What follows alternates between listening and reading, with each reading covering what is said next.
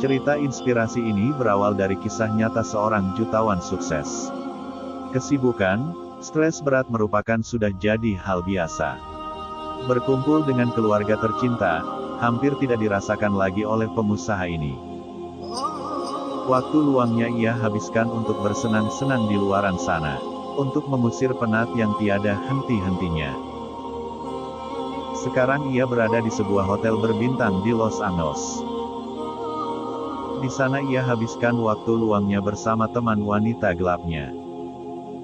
Kali ini ia merasakan kegelisahan, badannya terasa sangat menggigil.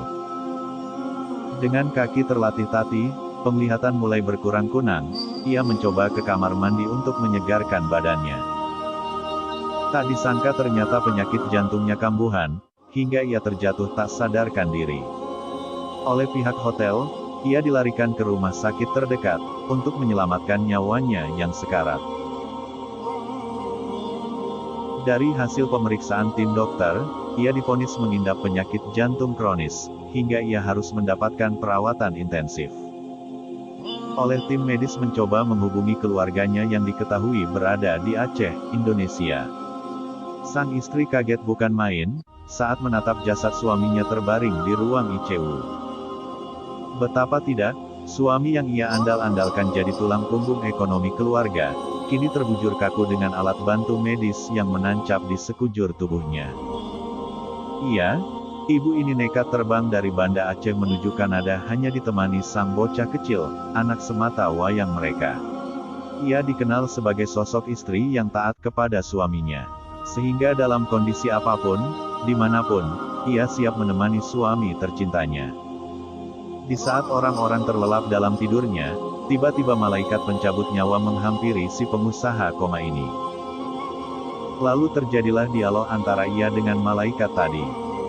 "Hai pria malang, saya berikan waktu untukmu selama 24 jam, untuk menentukan apakah kamu masih layak hidup atau tidak. Jika dalam waktu 24 jam, ada orang yang berdoa sebanyak 100 orang untuk kesembuhanmu, maka malam ini engkau tidak jadi meninggal." Setelah itu malaikat pergi begitu saja. Tepat pukul 12 malam, malaikat datang menemui si pengusaha tersebut. Kali ini ia dengan penuh semangat menggertak malaikat. Katanya, "Hai malaikat, untuk 100 orang yang berdoa untukku, aku tidak begitu mempersoalkan, sebab karyawanku untuk saat ini saja lebih 1000 orang." Dengan penuh kelembutan malaikat mengatakan, "Aku telah berkeliling kemana-mana tapi tidak aku dapatkan seorang pun yang berdoa untukmu."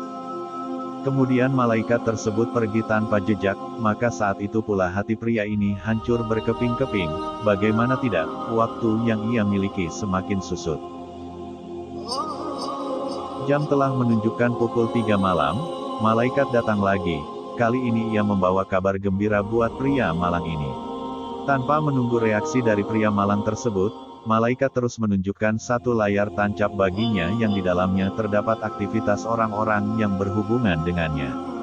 Nampak jelas tergambar, istrinya sedang terlelap di pembaringan, sementara karyawannya sedang asyik-asyik dugem sebagai rasa kegembiraan mereka atas berita musibah yang menimpa dirinya. Ini akibat karena ia memperlakukan karyawan-karyawannya bak binatang ternak. Di tayangan terakhir, si pemuda malang ini sangat terkejut dikala ia melihat seratusan remaja dan anak-anak panti asuhan sedang berdoa untuk kesembuhannya. Ia sempat bertanya pada malaikat, "Bukankah ini anak-anak panti asuhan?" Ia jawab malaikat, "Mereka anak panti asuhan yang pernah engkau hianati. Engkau bagi-bagikan beras untuk mereka, padahal engkau tahu, beras tersebut tidak layak konsumsi lagi buat manusia. Apa hendak dikata, mereka anak-anak sebatang kara, tidak tahu mengadu nasib kemana, padahal engkau tahu jatah bahan makan mereka, tetapi engkau tega merampas sesuap nasi di mulut mereka. Sekarang engkau lihat sendiri, siapa sebenarnya yang paling mengingat jasa, berkat doa-doa merekalah hingga menjadikan takdir dapat berubah. Kau lakukan semua itu hanya untuk menutupi perbuatanmu yang tidak benar di depan manusia, engkau lakukan ini hanya formalitas belaka." Sahabatku, Cerita tadi hanya motivasi untuk lebih mengintrospeksi diri kita masing-masing. Coba kita pikir-pikir di saat ajal kita tiba. Apakah orang di sekitar kita akan merasa kehilangan atau mereka cuek dengan semua ini? Atau malah mereka bersyukur atas musibah ini?